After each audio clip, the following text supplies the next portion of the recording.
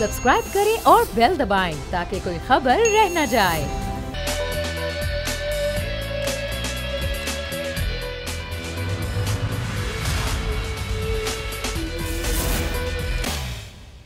बिस्मिल्लाहिर्रहमानिर्रहीम, अस्सलाम वालेकुम। प्रोग्राम में मैं सुमैया रिजवान आपको वेलकम करती हूँ।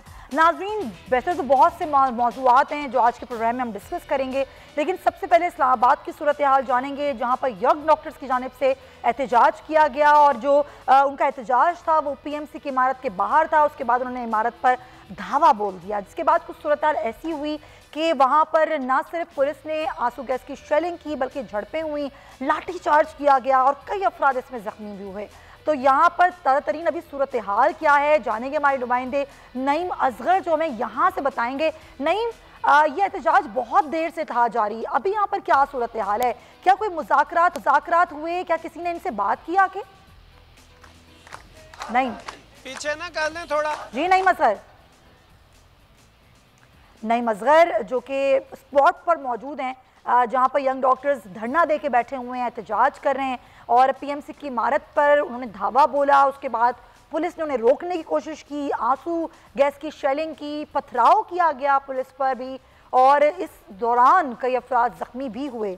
और अब ये खबर है कि कई ऐसे मुजाहिरीन हैं जिन्हें गिरफ्तार भी कर लिया गया है। यह एहतजाज आज नहीं बल्कि पिछले 10 रोज़ से जारी है। जो स्टूडेंट्स हैं, मेडिकल के स्टूडेंट्स हैं, वो क्या करें? आखिर उनके मुस्तकबिल का सवाल है और यकीनन इस पर हुकूमत को भी सोचना चाहिए और PMC को भी सोचना चाहिए कि यहाँ पर उनका मुस्तकबिल दाव पर लगा हुआ है।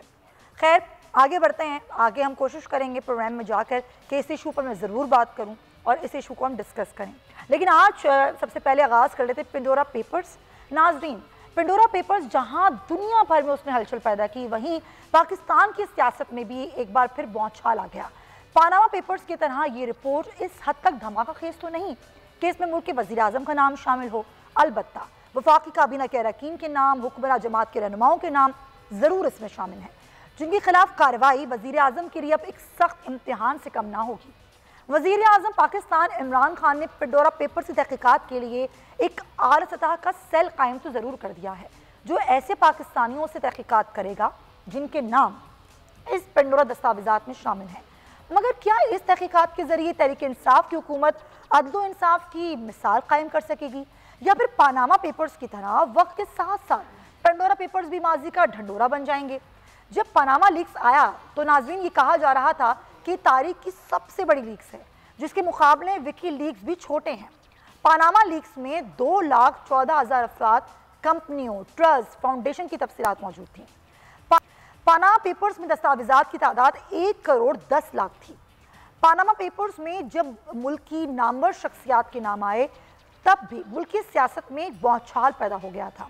साबका हुकूमत पर भी पानामा पेपर्स की बुनियाद पर मौजूदा हुकूमत ने शदीद सियासी तनकीद की, मगर आज तक किसी को सजा ना हो सकी। पानामा लीक्स के बाद की सूरत हाल से लेकर पेंडोरा पेपर्स सामने आने तक हालात किसी से पोशीदा नहीं है। पानामा लीक्स में आने वाली शख्सियात के नाम आज भी सिर्फ डॉक्यूमेंट्स में मौजूद हैं। क्या ये लीक्स सिर्फ पगड़ियाँ उछालने और बैनुल-अक़वामी मामलात से तवज्जो हटाने के लिए इस्तेमाल होते हैं? इन लीक्स में तहकीकात के बावजूद नाकाफी शवाहिद होते हैं नाज़रीन, जिसकी बिना पर शायद ही कोई कानून शिकंजे में किसी को लाए। क्या आवाम को बेमकसदियत के पीछे लगाकर असल मसाइल से तवज्जो हटाने की ये कोशिश है? और अब तहरीक इंसाफ के 3 साल इक़्तिदार के बाद एक बार फिर पेंडोरा पेपर सामने आ गए हैं। एक जानिब जहां वज़ीर आज़म पेंडोरा लीक्स पर तहकीकाती कमेटी बना रहे हैं, दूसरी जानिब सरबराह मुस्लिम लीग शेख रशीद, जो कि पनामा लीक्स आने के बाद सबसे पहले सुप्रीम कोर्ट गए थे। आज वही शेख रशीद जो वज़ीर दाखिला के अहम मनसब पर फाइज हैं, तो कहते हैं कि पेंडोरा पेपर्स टाइम फिश है, खोदा पहाड़ निकला चूहा। क्या हुकूमत खुद भी जानती है कि इस तरह लीक्स, इस तरह का पेंडोरा वक्ती ढंडोरा होता है? हुकूमत को इक़्तिदार की गद्दी संभाले 3 साल मुकम्मल हो चुके हैं। क्या बकाया 2 साल भी पेंडोरा पेपर्स या फिर पनामा लीक्स में नाम आने वाली शख्सियत के खिलाफ कोई भी कानूनी कार्रवाई मुमकिन हो सकेगी, या फिर मौजूदा हुकूमत बकिया 2 साल सिर्फ अपोजिशन और हुकूमत के दरमियान एक पेंडोरा का ढोल बजाते बजाते गुजर जाएंगे? मेरा सवाल ये है कि पनामा लीक से पाकिस्तान की आवाम को कितना फ़ायदा हुआ और पेंडोरा लीक से, जो पनामा लीक से बड़ी तहकीक है, इससे मज़ीद कितना बड़ा फ़ायदा होगा? अवाम के मसाइल कैसे हल हो जाएंगे? क्या महंगाई कम हो जाएगी? क्या बेरोज़गारी ख़त्म हो जाएगी? ये वो सवालात हैं जो आज के प्रोग्राम में मैं उठाऊंगी। मेरे मेहमान मुझे ज्वाइन कर रहे हैं उस्मान सईद बसरा साहब, पाकिस्तान तहरीक इंसाफ से हमारे साथ मौजूद हैं, उनको हम वेलकम कहेंगे। अखुंदा चटान साहब पाकिस्तान पीपल्स पार्टी से हमारे साथ हैं, उनको भी हम वेलकम करते हैं। और इमरान याकूब साहब भी हमारे साथ हैं, सीनियर सहाफ़ी हैं, तज़कियाकार हैं। आप तीनों हज़रात का बहुत बहुत शुक्रिया कि आप लोग मेरे प्रोग्राम में आपने वक्त निकाला। उस्मान सईद बसरा साहब, मैं चाहती हूँ सबसे पहले हुकूमत का मौक़िफ़ है, क्योंकि मेरा सवाल आपसे है और सवालात वही हैं जो मैंने अपने इंट्रो में दिए।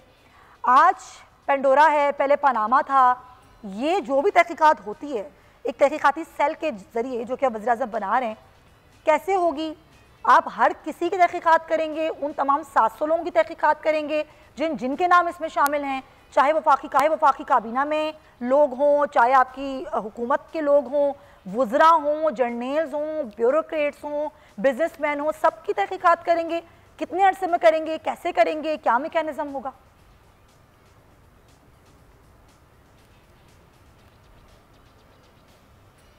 बिस्मिल्लाहिर्रहमानिर्रहीम। सुमैया, आपका बहुत शुक्रिया। सबसे पहले तो मेरे ख़्याल में हमें इन दोनों के अंदर ये डिफ्रेंशिएट करना चाहिए कि जब पनामा पेपर्स पाकिस्तान के अंदर आए और दुनिया भर के अंदर उन्होंने एक तहलका मचाया, तो पाकिस्तान के अंदर पनामा पेपर के बेनिफिशरीज़ जो हैं उनकी प्रेडोमिनेंटली हुकूमत थी, यानी कि मोहम्मद नवाज़ शरीफ साहब और शरीफ फैमिली की यहाँ पे मरकज़ में हुकूमत थी और पंजाब के अंदर भी उन्हीं की हुकूमत थी। ये वो लोग हैं जो पाकिस्तान के अंदर किसी शफाफियत के साथ खड़े हैं, न पाकिस्तान के अंदर किसी एहतसाब का नारे को बुलंद करते हैं। ये पाकिस्तान में शफाफियत के बिल्कुल बरखिलाफ़ उसके दूसरी तरफ खड़े हुए हैं और पाकिस्तान में एहतसाब के बिल्कुल दूसरी तरफ खड़े हुए लोगों में शामिल यही ख़ानदान है, उनकी हुकूमत थी।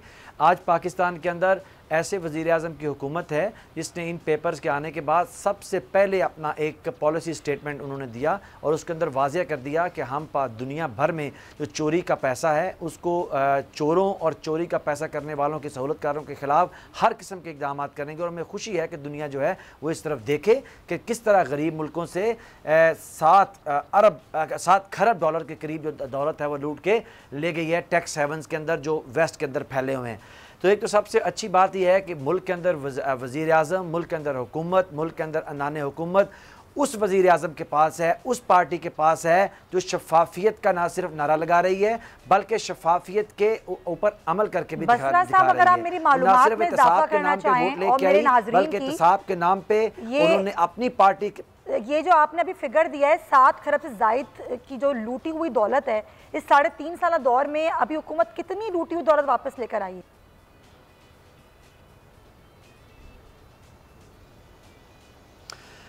इसमें मेरे ख्याल में आपने सुना नहीं सही तरह, मैं कह रहा हूँ कि पूरी दुनिया में जो ओवरऑल एक एस्टिमेटेड मनी है वो इतनी है जो चोरी करके ऑफशोर कंपनीज़ के अंदर पूरी दुनिया से चोरी करके ऑफशोर कंपनीज़ के ज़रिए वहाँ पे छुपाई गई है। ये सिर्फ पाकिस्तान का फिगर नहीं है, नंबर 1। दूसरी बात यह है कि पाकिस्तान, हम तो पहले दिन से यही कह रहे हैं कि पाकिस्तान के अंदर एहतसाब के कवानीन हो या एक हमारे आइली कवानीन हो, इनके अंदर सुकम है, उस सुकम को दूर करने की ज़रूरत है जिसके लिए हम कोशिश कर रहे हैं। कवानीन के बेहतर इम्प्लीमेंटेशन से ना सिर्फ ये पैसा वापस आएगा बल्कि जैसे मैं अभी आपके सामने एक रख देता हूँ, यहाँ पे रोज़ टेलीविज़न के ऊपर कहते हैं जी नवाज शरीफ साहब को वो तो जो पनामा में सज़ा नहीं हुई जी, वो तो उनको सज़ा हुई है जी अकामा के अंदर। देखिए मसला ये है कि अगर नवाज शरीफ साहब को सज़ा हुई है, पहले तो ये मानिए सज़ा तो हुई ना जी, उनको 6 अरब के करीब एक जुर्माना हुआ है, वो सज़ा याफ्ता हैं। इस तरह जो आपकी एंटी करप्शन पंजाब है उसने 280 अरब रुपए के लगभग पैसा लोगों से जो निकाला है और कौमी ख़जाने में जमा करवाया है और 482 अरब रुपया पाकिस्तान के चोरों और सहूलतकारों से, लुटेरों से निकाल के हमारी हुकूमत के दौर के अंदर आपकी नैब ने कौमी ख़जाने में जमा करवाया है। ये सारा वही पैसा जिसके मुतालिक हम जिक्र करते रहे कि पाकिस्तान के पैसे के ऊपर बेदर्दी से उसको लूटा गया है, शब खून मारा गया है। आज जब हम यहाँ बैठे हुए हैं, प्राइम मिनिस्टर ने पेंडोरा पेपर्स के ऊपर एक तहकीकाती सेल कायम कर दी है, आज की तमाम अखबारात के अंदर वो शह सुर्खी के तौर पर छपा हुआ है। देखिए मसला ये है कि अब मुझे, आपको और उन तमाम लोगों को जो पाकिस्तान से मुहिब हैं, पाकिस्तान से मोहब्बत करते हैं, हमको इस बात के ऊपर इकट्ठा होना है कि किस तरह से पाकिस्तान के अंदर मौजूद ये लोग, ख्वाह वो किसी पार्टी से हैं, ख्वाह वो किसी हुकूमत से हैं, ख्वाह हुकूमत में नहीं है, ख्वाह सिविल या मिलिट्री में लोग मौजूद हैं, रिटायर्ड हैं, जो भी हैं, एहतसाब करने के लिए आई है, लेकिन और भी तो काम करने होगा। ऐसे सुमैया, मुझे दूसरे मेहमान जाना है। उस्मान साहब जी, सर क्विकली बोलिएगा, प्लीज क्विकली बोलिएगा।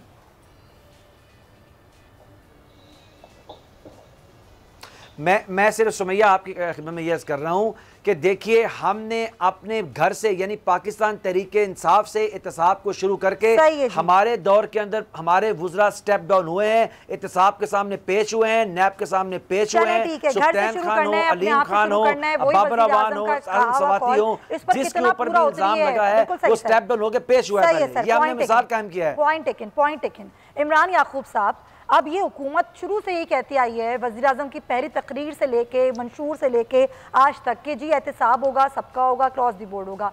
अपने अमल से तहरीके इंसाफ ने किस हद तक साबित किया, अगर एनालिसिस करें कि वाकई इस मुल्क में एहतसाब क्रॉस द बोर्ड हुआ है, सबका हुआ है? बिस्मिल्लाहिर्रहमानिर्रहीम। सुमैया, बात ये है कि अभी उस्मान साहब बड़े जो है ना दावे कर रहे थे और बता रहे थे कि 482 अरब रुपए नैब ने रिकवर किए हैं, लूटी हुई दौलत। बड़ी अच्छी बात है, बहुत ही अच्छी बात है। अल्लाह करे कि इससे भी डबल ट्रिपल करें। लेकिन मैं ये जानना चाहता हूँ कि क्या जो चोर डाकू लुटेरे हमारे हुक्मरान थे, सियासतदान थे, उनमें से भी किसी से 1 रुपया वापस लिया गया है या ये सारे दूसरे लोग हैं? इसका जवाब उस्मान साहब भी आपको यकीनन नफी में देंगे कि सियासतदानों से कुछ बरामद नहीं हुआ।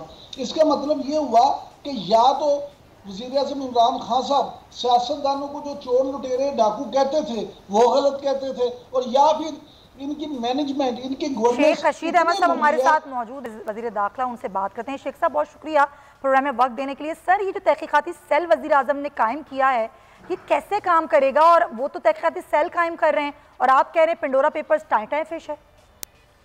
देखें अभी 5-6 दिन में तो ये फैसला कर देंगे कागज जिनके, अब देखें 700 बंदों की लिस्ट भी किसी के पास नहीं है। अब लोगों, मैं तो इसका एक्सपर्ट नहीं हूँ, लेकिन जो मिनिस्टर्स हैं वो तो सफाई देंगे कि भाई ये इनका ठीक है या नहीं ठीक है। और मेरा नहीं ख्याल कि पहले भी कहते थे 400 लोग हैं, बाद में से 400 की लिस्ट आई नहीं जब नवाज शरीफ के वक्त की बात हुई।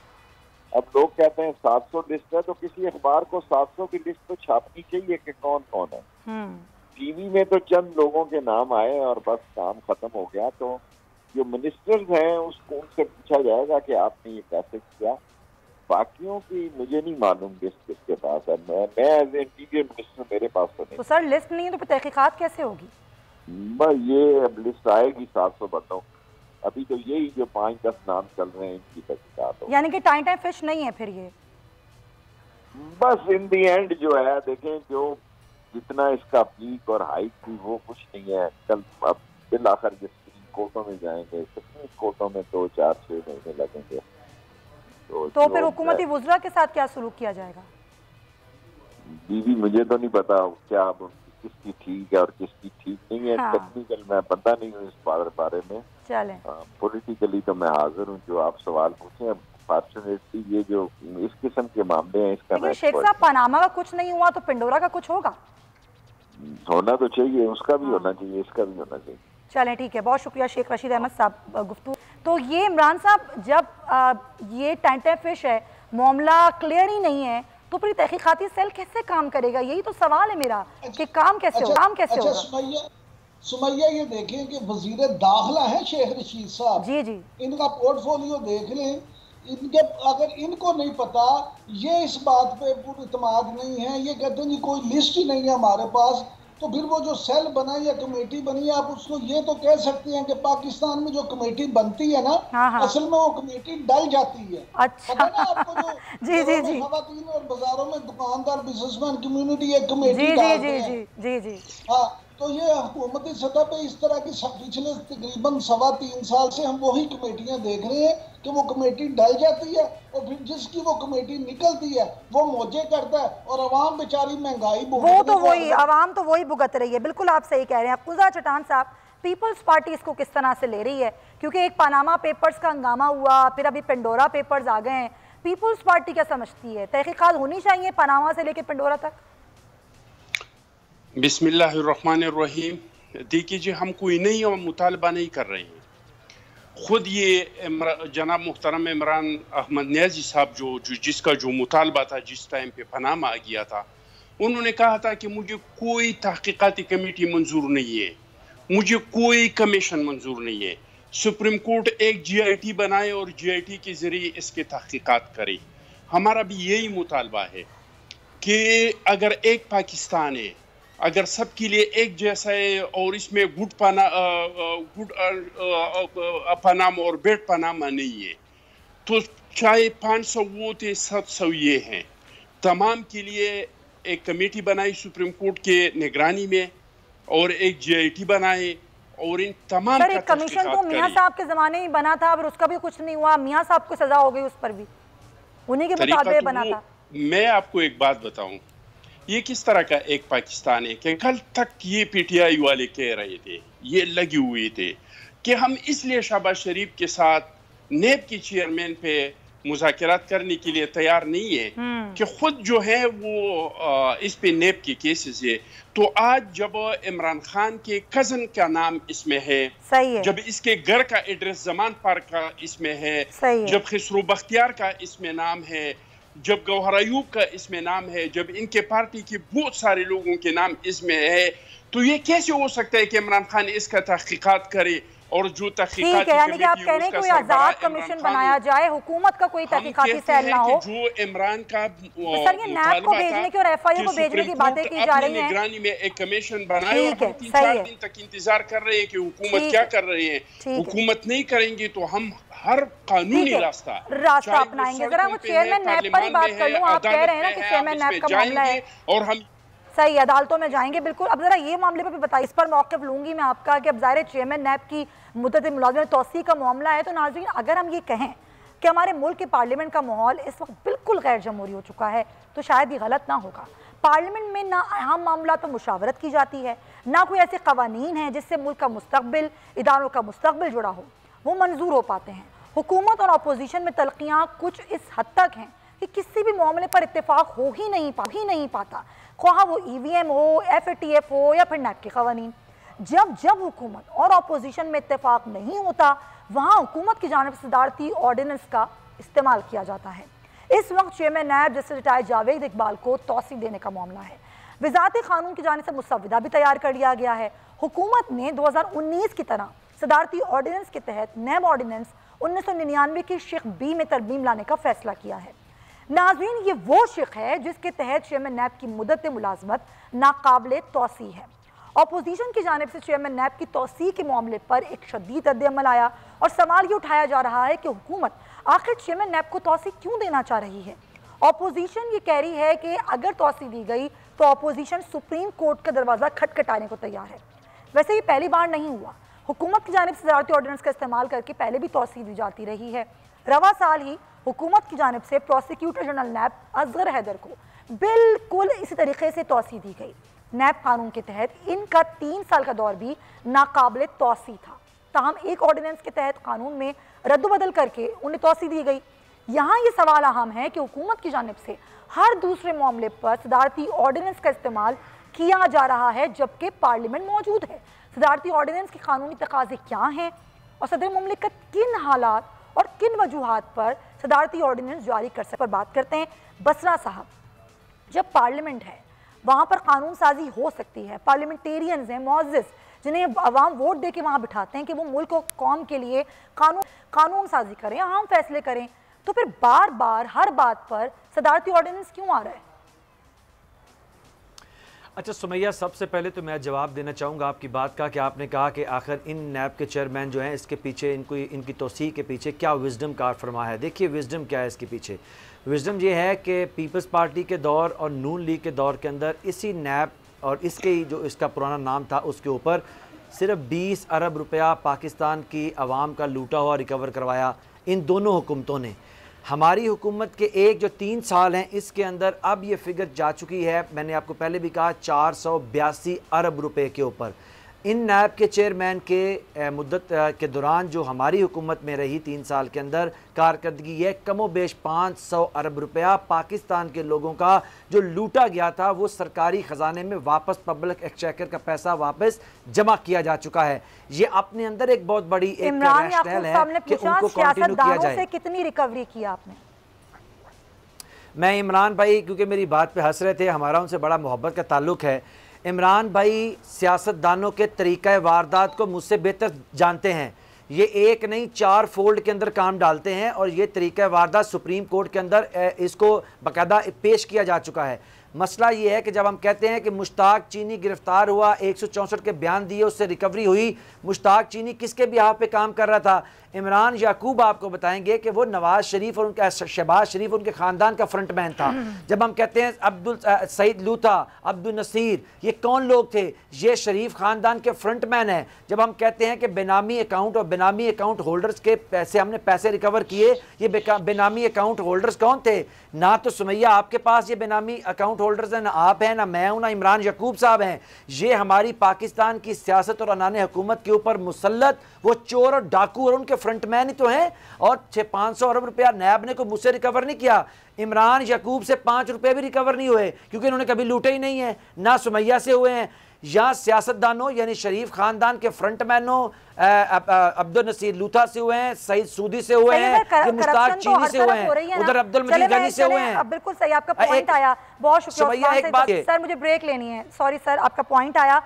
उस्मान सईद बसर साहब आपका बहुत शुक्रिया, दोनों हज़रात मेरे साथ मौजूद हैं, उनका मौक़िफ़ इस ब्रेक के बाद।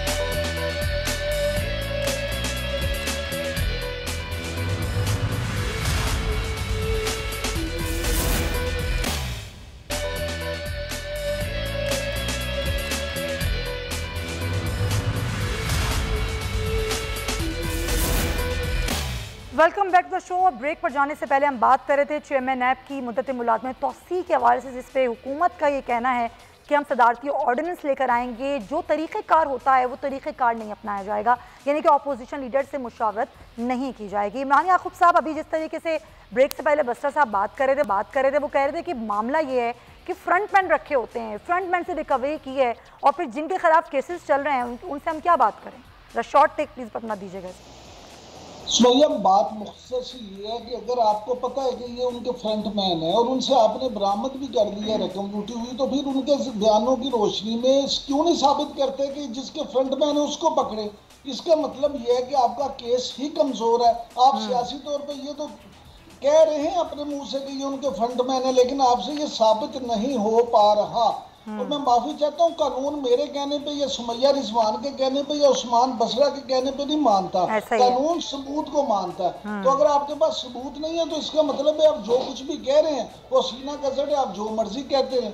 दूसरी बात ये है कि जस्टिस जावेद इकबाल साहब जो हैं, उनके बारे में मैं थोड़ा सा आपको ये बता दूं कि खुद जब अपोजिशन लीडर चौधरी निसार अली खान थे और पीपल्स पार्टी ने मुस्लिम लीग नून से कंसल्ट किए बगैर चेयरमैन नैब लगा दिया था, तो ये उस बेंच के सरबराह थे जिसने वो पिटीशन सुनी थी, जिसने वो रिट सुनी थी, और इन्होंने खुद ये फैसला दिया था कि अपोजिशन के वो उसके बगैर कंसल्ट किए, अपोजिशन की मर्जी के खिलाफ, अपोजिशन से बातचीत किए बगैर आप नैब का चेयरमैन ऐसा हो ही नहीं सकता। जाहिर है, अब ये जाहिर अपोजिशन का भी मौक़िफ़ यही है कि जाहिर जब आईन और कानून से हट के आप कोई बात करेंगे तो फिर हम तो अदालतों में जाएंगे।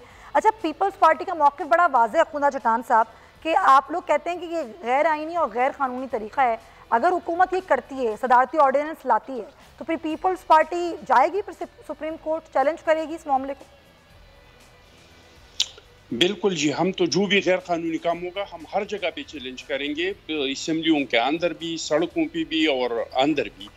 लेकिन मसला ये है कि अगर आइन कह रहे हैं कि आप तौसीह नहीं दे सकते हैं, अगर आइन कह रहे हैं कि आप मुशावरत करेंगे, तो आप आइन से क्यों इनकार करते हैं? ये जो बसरा ने कहा ये सरासर झूठ कहा कि 400 अरब रुपए, बमुश्किल उन्होंने कोई 20-21 अरब रुपए 10-15 लोगों से रिकवर किए, और वो भी ऐसे रिकवर किए जिस तरह के डाकू पैसे लेते हैं। वो सहूलतों वाले लोग थे, कुछ को मार दिया, किसी ने खुदकशियाँ कर दिया, और जो बर्दाश्त नहीं कर सकते थे उन्होंने कह दिया पैसे ले लो, बस हमारा जान छोड़ दो। तो इस तरीके से। लेकिन इसका खासियत क्या है? इसका खासियत ये है कि पीटीआई के साथ इनका वीडियो है, और वो वीडियो की वजह से ये रिमोट कंट्रोल बना है। और जिस तरीके से इस हुकूमत के नेब के केसेस करप्शन के सामने आ गई, तो उसको डर है कि अगर हम नया नेब चेयरमैन लाएंगे, जिस तरह के इलेक्शन कमिश्नर आप हमारा नौकर अपने आप को नहीं समझता है, स्टेट का नौकर अपने आप को समझता है, और उन्होंने हमारे खिलाफ इंक्वायरी शुरू की। जिस तरह की किसी दौर में इस नेब की चेयरमैन ने कहा था कि अगर मैं हुकूमत या अरकान के खिलाफ कार्रवाई करूँ तो ये हुकूमत तो 1 हफ्ते के अंदर अंदर खत्म हो जाएगी। अच्छा, तो वो देख रही हैं कि अगर कोई इस तरह का बंदा आ गया कि वो सही उन्होंने अपना काम शुरू कर दिया और उन्होंने हमारी जो करप्शन है, जो पेट्रोल में, जो गंदम में है, जो तो इसलिए चाहती है हुकूमत के वो ही रहें। बिल्कुल सही, आपका पॉइंट आया। इसलिए ये चाहते हैं कि कोई मुशावरत ही ना की जाए, कोई नया बंदा ही ना आए। बहुत शुक्रिया खुदा चटान साहब आपका, इमरान याकूब साहब आपका बहुत शुक्रिया। नाजरीन, एक और अहम बात और एक अहम खबर जो कि कल सोशल मीडिया सार्फिन ने बड़ी ही एक मुश्किल सूरत हाल का सामना किया और कल सोशल मीडिया एप्लीकेशंस जो थी उनकी सर्विस डाउन हो गई और ये 1 घंटा नहीं, 2 घंटा नहीं, बल्कि कई घंटों तक सर्विस डाउन रही। सोशल मीडिया का इस्तेमाल अब हमारी ज़रूरत बन चुका है। जैसे रोटी कपड़ा और मकान हमारी ज़रूरत है, तो अब हमारा मोबाइल फ़ोन और हमारे सोशल मीडिया एप्लीकेशंस ये भी हमारी ज़रूरत हैं। और इस बंदिश ने, ये चंद घंटों की बंदिश ने $160 मिलियन का धचका दिया दुनिया की मईशत को। यहाँ तक के जो फेसबुक के बानी हैं मार्क ज़करबर्ग, उन्होंने खुद ज़ाती तौर पर मुआफ़ी मांगी और ये पहले दफ़ा नहीं हुआ, माजी में भी हमने कई दफ़ा देखा है कि किस तरीके से सोशल मीडिया एप्लीकेशंस डाउन हो जाती है। इसी पर हम बात करेंगे। हमें ज्वाइन करें सैयद असफर हुसैन साहब, टेक्नोलॉजी एक्सपर्ट हैं और member national standards committee NSC। बहुत शुक्रिया आपका सर। सैयद असफर साहब, ये क्या मामला होता है जब भी हम सोशल मीडिया एप्लीकेशंस की बात करते हैं, ये डाउन क्यों जाती हैं अक्सर? एक ये भी बात की जाती है कि शायद कोई डाटा वगैरह हैक हो रहा है लोगों का, इसलिए हो जाता है। क्या होता क्या है ये मामला? शुक्रिया आपका। मेरे ख्याल से हमेशा ये मामला नहीं होता कि कोई डेटा हैक ही हो रहा है, और मेंटेनेंस जो है वो एक बहुत ही नॉर्मल बात है, एक नेचुरल फिनोमेना है। मेंटेनेंस सर्वर की भी होती है, डेटा सेंटर्स की भी होती है। अभी ये जो रीसेंट मामला हुआ है फेसबुक का, इसमें भी अगर आप देखें तो उनकी तरफ से जो एलानिया आया है ऑफिशियल तौर पे, उसमें भी उन्होंने यही कहा है कि उनके डेटा सेंटर की आपस की कम्युनिकेशन का में नेटवर्क में मसला आया था, जिसकी बुनियाद वजह से ये पूरा सिस्टम डाउन हुआ। और इतना बड़ा यूजुअली नहीं होता। जब भी हम सब 3.5 अरब लोग फेसबुक पे हैं, इस इम्पैक्ट को हम देख सकते हैं, पूरी दुनिया पे आया। और फेसबुक हमारे लिए ऐसा है जैसे हम इंटरनेट इस्तेमाल कर रहे हैं और फेसबुक सबसे पहले इस्तेमाल किया जाता है बहुत सारे ममालिक में। इसलिए फेसबुक, व्हाट्सएप का डाउन होना, ये इंस्टाग्राम, फेसबुक, व्हाट्सएप खास तौर पे, इसका पूरा इम्पैक्ट हम सब पे पड़ा, इसलिए हमें ये लगा। लेकिन सिस्टम मेंटेनेंस या डेटा सेंटर या किसी भी इंफ्रास्ट्रक्चर, ऐसी सिस्टम मेंटेनेंस होती है कि पूरी दुनिया में एप्लीकेशंस डाउन हो जाती हैं। आपको पता है कि तो ज़रूरत की चीज़ है। इंसान शायद खाना खाता है तब भी मोबाइल उसके हाथ में होता है, उसको हर पल अपडेट चाहिए होती है क्या हो रहा है दुनिया भर में। ऐसा लगता है हाथ पाँव कट गए। तो ये कैसे हो जाता है कि सिस्टम मेंटेनेंस हो रही और बंद हो गया सब कुछ? ये पूरा तो जैसे मैंने आपसे कहा, और यही सबसे बड़ा दुनिया भर में ये हैशटैग भी रहा, फेसबुक डाउन। इस तरह का वाक़या तो नहीं होते। 2019 में भी अगर मैं नाजरीन की मालूमात के लिए बताना चाहूँगा कि 2019 में भी एक इस तरह हुआ था कि कुछ देर के लिए फेसबुक डाउन हो गया था। लेकिन ये टेक्निकल रीजंस होते हैं इसमें, क्योंकि ये कयास आ रहा है, क्योंकि यहाँ पे बहुत सारे लोग डेटा हैक जहाँ होने की भी बात कर रहे हैं, कुछ लोग उनकी डेटा लीक की भी बात कर रहे हैं। बट हमें स्टेटेड पॉलिसी भी देखनी पड़ेगी। और मैं अगर एक इंडिपेंडेंट बात क्योंकि यहाँ कर रहा हूँ, तो उस हिसाब से भी अगर आप देखें तो ये सिस्टम मेंटेनेंस तो हर ऐसे यूटिलिटी इदारे में हो सकती है, और कंप्यूटर भी उसी का हिस्सा है जहाँ सर्वर्स या डेटा सेंटर्स में ये प्रॉब्लम। बिल्कुल सही। बहुत शुक्रिया आपका सैयद असफर हुसैन साहब, टेक्नोलॉजी हमारे साथ थे। कल जो ये एप्लीकेशंस अचानक डाउन हुई और लोगों को लगा कि अब क्या होगा, कहीं हमारा डाटा तो हैक नहीं हो रहा, तो ऐसा कुछ नहीं था। ये एक सिस्टम मेंटेनेंस थी जिसकी वजह से अरबों का नुकसान तो हुआ, लेकिन ये एक टेक्निकल रीज़न था। इसके पीछे कोई बहुत बड़ी कोई रॉकेट साइंस नहीं थी। तो इसलिए आप लोग परेशान ना हों, आपका डाटा कहीं नहीं जा रहा। लेकिन एक मिथ है, एक परसेप्शन है, वो अपनी जगह है। आगे बढ़ते हैं, कुछ डेंगू की बात करेंगे। ये सीजन्स होते हैं, कुछ महीने होते हैं जिसमें हम डेंगू देखते हैं कि बहुत बढ़ जाता है। डेंगू का लार्वा, जिसके लिए कई जगह पे फ्यूमिगेशन हुकूमत सतह पर भी की जाती है और लोग खुद भी कर रहे होते हैं। लेकिन डेंगू वायरस मुल्क में बेकाबू हो चुका है। तकरीबन 27 अफराद हैं सिर्फ पिंडी में जिसमें डेंगू हुआ, और मुतासर मरीजों की तादाद जो है वो 448 अब तक हो चुकी है। एक जानिब तो वबा है, कोरोना की वबा है और दूसरी जानिब डेंगू और मलेरिया, इसको किस तरह पाएँ और क्या करें। डॉक्टर हिरा ज़हीर साहब हमारे साथ मौजूद हैं, फोकल पर्सन है, उनको हम वेलकम कहेंगे। डॉक्टर साहब बहुत शुक्रिया आपके वक्त का। पहले भी हम बात कर चुके हैं डेंगू, मलेरिया, कोरोना वायरस। जब हम बात करते हैं कि जी वबा के दौर में जीते हुए ये बीमारियां जो कि मौसमी बीमारियां होती हैं, उनको हम डिफ्रेंशिएट कैसे करें और उनसे हम बचें कैसे, और फिर हम कैसे तायुन करें इस चीज़ का कि ज़्यादा मामला डेंगू से ख़राब हो रहा है या फिर वबा से ख़राब हो रहा है? अच्छा, सबसे पहले तो ये कि यहाँ पे फीवर के पैटर्न का बहुत फ़र्क है।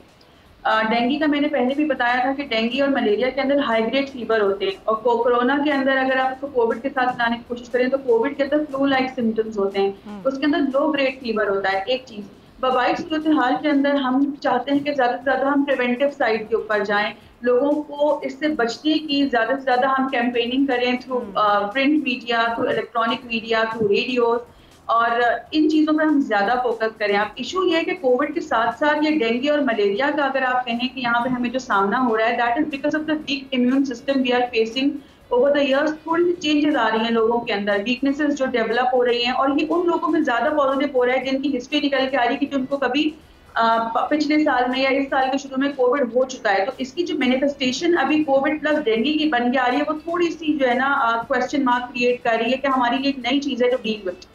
तो डॉक्टर साहब आप चलें, एक शख्स जिसको कोरोना हुआ उसको डेंगू होने का चांस कितना है वो एक अलग सवाल, लेकिन जिस शख्स को कभी डेंगू हुआ उसको दोबारा डेंगू होने का कितना चांस है, और फिर उसका इम्यून सिस्टम वो कैसे बेहतर बनाए कि उसको दोबारा डेंगू उस पर हमला ना करे? ऐसा बिल्कुल है कि जी एक बंदे को जिसको डेंगू हो गया उसको दोबारा डेंगू हो सकता है, क्योंकि मच्छर का काटना तो आप खुद प्रिवेंट कर सकते हैं, उसको रोका, या मच्छर को आप एजुकेट नहीं कर सकते कि किसको आपने सेलेक्ट करना और किसको नहीं, तो वेक्टर को आप नहीं गाइड कर सकते। तो एक बार हो गया डेंगू, दोबारा भी हो सकता है। दूसरा ये कि हमें सिर्फ जैसे मैंने कहा कि प्रिवेंटिव साइड पे जाना है। अच्छा, इसके लिए कोई एज सच मेडिकेशंस की वजह से जो हम घर पे मेडिकेशंस करते हैं वो चीज़ें जो है ना वो मरीज के लिए जानलेवा साबित हो जाती है, वो जानलेवा साबित हो सकती हैं। बहुत शुक्रिया आपका डॉक्टर हिरा ज़हीर, हमारे साथ डिस्ट्रिक्ट फोकल पर्सन मौजूद थी डेंगू की सूरत हाल पर। और एक और अहम मामला, और वो है सस्टेनेबल सोशल डेवलपमेंट ऑर्गेनाइजेशन यानी कि SSDO, जिसने पंजाब और इस्लामाबाद में ख़वातीन और बच्चों पर तशद्दुद के हवाले से एक ट्रैकिंग नंबर मुश्तमिल 2021 की पहली शशमाही रिपोर्ट जारी की, जिस पर वो ये कहते हैं कि हमारे अदाद-ओ-शुमार हैं, जो सरकारी अदाद-ओ-शुमार हैं, वो उससे कहीं बहुत कम हैं। तो ये जो तंजीम बराए पायदारी मुआशी तरक्की है, ये कहती है कि पंजाब और इस्लामाबाद में तकरीबन 6754 ख़वातीन अगवा हुई, 1890 ख़वातीन ज़्यादती और 3721 तशद्दुद का निशाना बनी। पंजाब में 752 बच्चों के साथ ज़्यादती के वाक़यात दर्ज हुए। इस रिपोर्ट के मुताबिक पंजाब सरकारी तौर पर 3721 तशद्दुद के वाक़यात यहाँ दर्ज हुए। मीडिया में रिपोर्ट होने वाले वाक़यात की तादाद सिर्फ 938 है। पंजाब सरकारी तौर पर 752 बच्चों से ज़्यादती के वाक़यात अब तक रिपोर्ट हो चुके हैं। इस्लामाबाद में 38 वाक़यात सरकारी तौर पर दर्ज हुए। ख़वातीन के अगवा, तशद्दुद और बच्चों से ज़्यादती के सबसे ज़्यादा वाक़यात लाहौर में पेश आए। फैसलाबाद, गुजरावाला दूसरे और तीसरे बड़े हॉट स्पॉट अजला हैं, ये रिपोर्ट कहती है। इस्लामाबाद में 163 ख़वातीन के अगवा के वाक़यात सरकारी तौर पर दर्ज हुए हैं। मीडिया में सिर्फ 26 वाक़यात रिपोर्ट हुए हैं, जबकि दारुल हुकूमत इस्लामाबाद में 34 ज़्यादती के वाक़यात पेश आए और मीडिया में जो रिपोर्ट हुए वो सिर्फ 27 वाक़यात थे जिनको जगह मिली। इसी पर बात करेंगे। बैरिस्टर अमरीन कुरैशी साहब हमारे साथ मौजूद हैं, चेयरपर्सन है ह्यूमन राइट्स। बहुत शुक्रिया आपका बैरिस्टर साहिबा। जब हम बात करते हैं क़वानीन की, तो क़वानीन तो मौजूद हैं, लेकिन एक थाना कल्चर है जिससे गुजरना पड़ता है। ख़वातीन जो कि रेप का निशाना बने, या बच्चे, अक्सर तो बच्चों के साथ जब रेप होता है तो उनकी तो जान ही चली जाती है। हमारा कानून इस पर क्या कहता है? फिर ज़ैनब एक्ट बिल के बाद सूरत हाल कितनी बेहतर हुई आपके ख्याल में? जी अस्सलाम वालेकुम। देखें, कानून की जहाँ पे आप बात करेंगी तो फिर अगर मैं आपको उसको हाईलाइट करूँ, मोटरवे इंसिडेंट के बाद प्रॉपर इन्होंने एंटी रेप जो है ऑर्डिनेंस भी बनाया, और उन्होंने कहा कि जो रेप विक्टिम्स हैं उनके लिए हम इमीडिएट रिलीफ देंगे, और उसमें इनका एंटी रेप ऑर्डिनेंस जो है उसमें बड़ा कॉम्प्रिहेंसिव इन्होंने उस चीज़ को डील किया है। टोटली जो आप बात कर रही हैं कि थाना कल्चर और जो डेटरेंस है, जो रोकता है, औरतों को पहली चीज़ जो रिपोर्ट करने से वो यही है कि पहला कहाँ पे रिपोर्ट करना है, थाने में रिपोर्ट करना है, वहाँ पे कौन बैठा हुआ है, आदमी बैठा हुआ है, वो क्या सवाल करेगा। सो इन सारी चीज़ों को अवॉइड करने के लिए उन्होंने एंटी रेप क्राइसिस सेल बनाया और स्पेशल कोर्ट्स की बात हुई जिसमें उन्होंने कहा कि जो जेंडर बेस्ड वायलेंस है, जो स्पेसिफिकली औरतों और बच्चों के हैं, उनको आप नॉर्मल अदालतों में भी नहीं लेके जा सकते, क्योंकि आई डोंट नो कभी चांस हुआ है सेशन कोर्ट्स या ये मैजिस्ट्रेट कोर्ट्स वगैरह जाने का, तो वहाँ रोजाना के बुनियाद पे आपको क्रिमिनल्स नजर आते हैं, अदालतों में भरे होते हैं, पुलिस भरी होती है, और वहां पे जाके अपने ऑलरेडी एक ट्रॉमा के सिचुएशन में और एक ऑलरेडी एक ट्रॉमेटाइज्ड इंसान, औरत और बच्चा, उसके लिए बहुत मुश्किल है पताना कि उसके साथ क्या हुआ है। तो उसके लिए स्पेशल कोर्ट्स बनवाएंगी जहाँ पे कहा गया कि जो अभी जिसको हमने अभी प्रॉपर्ली इसको इम्प्लीमेंट करना है, इसके यहाँ पे वीडियो लिंक के थ्रू भी बच्चा बात कर सकता है। उसके अलावा सबसे फोरेंसिक्स, मैं ये बार बार वैसे भी कहती हूँ कि फोरेंसिक्स डिपार्टमेंट्स की बहुत किल्लत है पाकिस्तान में।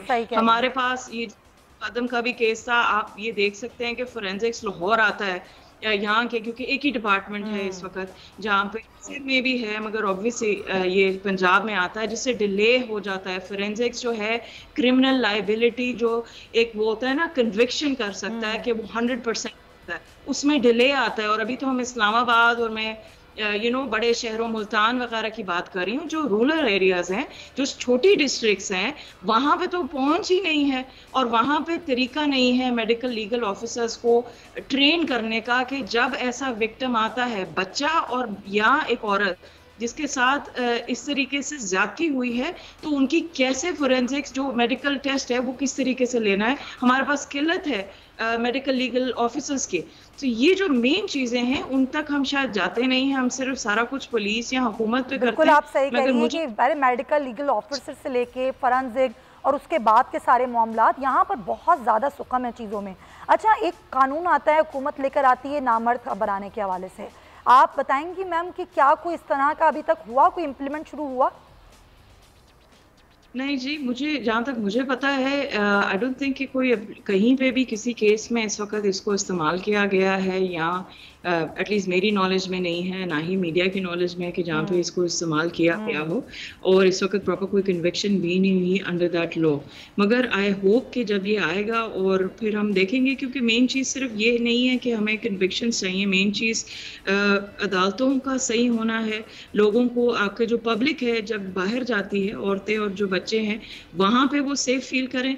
और इसके अलावा रेप के अलावा अगर मैं वैसे आपके प्रोग्राम के हवाले से वैसे बात करूँ तो 70 to 90% of the women in Pakistan actually face domestic abuse, domestic violence. So उसके ऊपर भी कोई सच नहीं काम किया जा रहा, हालांकि कानून मौजूद है।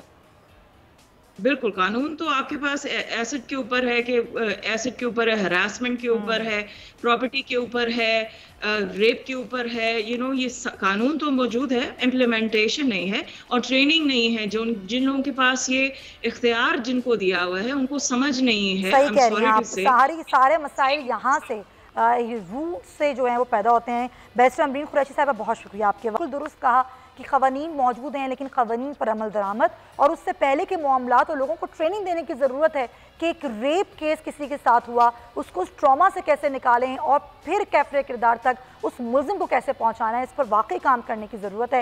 नाज़रीन, प्रोग्राम का वक्त ख़त्म होता है, अपना बहुत ख्याल रखिएगा, कल मुलाकात होगी इंशाअल्लाह। अल्लाह हाफ़िज़।